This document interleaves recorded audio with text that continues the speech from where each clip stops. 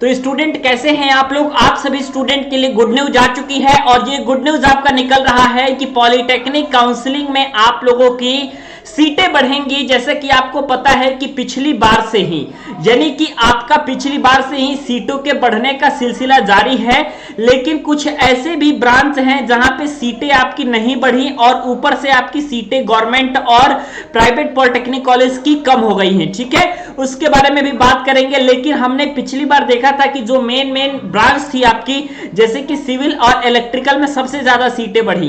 कहीं कहीं अगर 75 सीटें थी तो उसको बढ़ा करके 120 सीट किया गया आपका इलेक्ट्रिकल में, और इसके साथ ही साथ जहां आपका 120 सीट था उसको बढ़ा करके आपका 180 सीट किया गया। लेकिन आपका ये सिर्फ वही ब्रांच में हो रहा है जहां पे स्टूडेंट ज्यादा अपना एडमिशन लेने की कोशिश कर रहे हैं। जैसा कि आप जब भी काउंसलिंग कराने जाओगे तो आपको देखोगे कि 3 चीजें स्टूडेंट ज्यादा प्रीफर करते हैं। एक तो स्टूडेंट सबसे ज्यादा सिविल इंजीनियरिंग प्रीफर करते हैं, उसके बाद स्टूडेंट जो सबसे ज्यादा प्रीफर करते हैं उसके बाद वो इलेक्ट्रिकल प्रीफर करते हैं, उसके बाद जो सबसे ज्यादा प्रीफर करते हैं कॉलेज वो आपके मैकेनिकल की करते हैं। ठीक है, अब मैकेनिकल में हम बात करें तो मैकेनिकल में खुद ही 3-4 ब्रांच हो जाता है। जैसे कुछ लोग मैकेनिकल में प्रोडक्शन लेंगे, कुछ लोग मैकेनिकल में मेंटेनेंस लेंगे, कुछ लोग मैकेनिकल में रेफ्रिजरेशन लेंगे। इसके अलावा आपका कैड भी है मैकेनिकल में। तो मैकेनिकल में लगभग आप देख सकते हैं कि 5 ब्रांचेस हैं, और किसी कॉलेज में प्रोडक्शन है तो आपका मेंटेनेंस नहीं, मेंटेनेंस है तो ऑटोमोबाइल नहीं। ऐसे बहुत सारे कम ही कॉलेज हैं जहां पे आपका मैकेनिकल का प्रोडक्शन के साथ साथ आपका ऑटोमोबाइल भी चलता हो।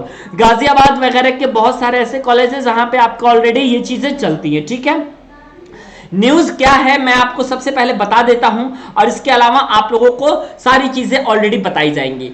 फर्स्ट सेमेस्टर का क्रैश कोर्स लॉन्च हो चुका है, और फर्स्ट सेमेस्टर के क्रैश कोर्स में आप सभी का एडमिशन स्टार्ट है। वहां पे आप फर्स्ट सेमेस्टर की तैयारी कर सकते हैं। इसके अलावा अगर आप काउंसलिंग कराना चाहते हैं तो आप सभी स्टूडेंट इस नंबर पे कॉल जरूर करें, हम आपकी काउंसलिंग कर देंगे और बिल्कुल आपकी लाइव काउंसलिंग होगी। ठीक है, आपकी लाइव काउंसलिंग होगी। इसका मतलब यह है कि आप देख भी सकेंगे कि आपका काउंसलिंग में कौन कौन सा कॉलेज भरा जा रहा है।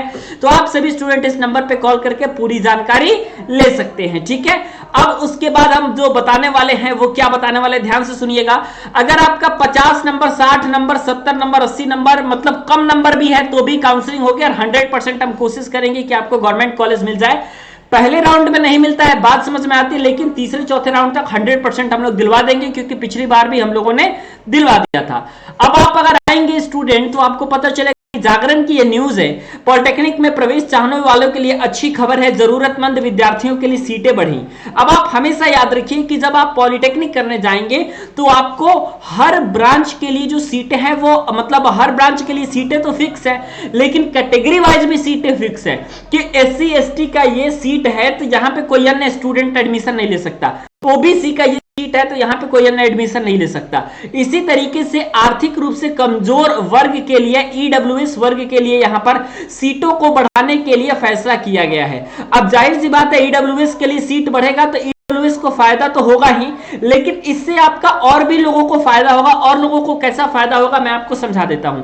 मान लीजिए कोई बहुत अच्छा स्टूडेंट है EWS का, जो कि अच्छा नंबर लाया है, तो आखिर में अगर आप वो EWS से नहीं लगा तो जनरल की कहीं ना कहीं सीटें वो लेगा। लेकिन अगर EWS में सीट भरती है तो एक पूरे कैटेगरी के लिए यह फायदा होने वाला है, और बाकी लोग जो है उनके लिए भी फायदा होने वाला है। ठीक है, आप ध्यान रखिएगा कि अगर आप SC ST हैं तो आपके लिए भी सीटें फिक्स है, कि अगर किसी राजकीय पॉलिटेक्निक में 120 सीटें हैं तो ये फिक्स है आपका कि आपके लिए कितनी सीटें आरक्षित की गई हैं। उस पर कोई अनरिजर्व कैटेगरी का कैंडिडेट आकर के काउंसलिंग नहीं करा सकता है। ठीक है, हम जब काउंसलिंग करेंगे तो मैं आपको दिखाऊंगा कि आपका किस तरीके से स्टूडेंट काउंसलिंग हो रहा है। ठीक है, और इसके अलावा आप हमेशा याद रखिए कि अभी तक जो है इन लोगों की तरफ से कोई ऑफिशियल नोटिस तो नहीं आई है, लेकिन मैं आपको यह बता देता हूं कि जब आप हेल्पलाइन नंबर पे फोन करोगे, आप लोग खुद ही हेल्पलाइन नंबर पे फोन करके हमें बता रहे हो, तो हेल्पलाइन नंबर पे जब पहले फोन किया करते थे आप लोग तो 2 तारीख का डेट बताया जाता था, लेकिन अब तो है यहाँ पे फाइनली मुहर लग चुकी है और कभी भी आपका शेड्यूल आ सकता है।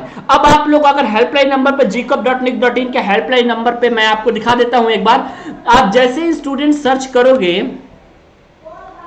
gcop जिकअप काउंसलिंग या फिर जिकअप 2022 अगर आप सर्च करोगे तो आपके पास जिकअप की ऑफिशियल वेबसाइट खुल करके आएगी। जब आपके पास जिकअप की ऑफिशियल वेबसाइट खुल करके आएगी तो वहां पे आपका हेल्पलाइन नंबर दिया होगा। हेल्पलाइन नंबर आपका 10 बजे से स्टार्ट हो जाता है, आप सभी भी इस पे फोन करके पूछ सकते हैं आप लोग, ठीक है। ईमेल वगैरह करके सारी चीजें पूछ सकते हैं, ठीक है। तो आप अब अगर पूछेंगे ना स्टूडेंट, तो अब आपको यह पता चलेगा कि भाई 7 तारीख से काउंसलिंग आपको होने स्टार्ट हो जाएगी। तो आप लोग अगर ज्यादा हेल्प लेना चाहते हैं तो सरकार की तरफ से एक ऐप भी निकाला गया है, जो कि पिछली बार से निकाला गया था। जब हम पिछली बार भी काउंसलिंग कर रहे थे तो संदेश ऐप था, संदेश ऐप के माध्यम से स्टूडेंट को जानकारी दी जा रही थी। तो आप सभी स्टूडेंट इसको मोबाइल में इंस्टॉल करके पूरी जानकारी ले सकते हैं। बाकी काउंसलिंग कराना हो या फिर फर्स्ट सेमेस्टर की तैयारी करना हो तो आप सभी स्टूडेंट इस नंबर पर जरूर कॉल करें। वीडियो देखने के लिए और हमारे साथ बने रहने के लिए बहुत बहुत धन्यवाद।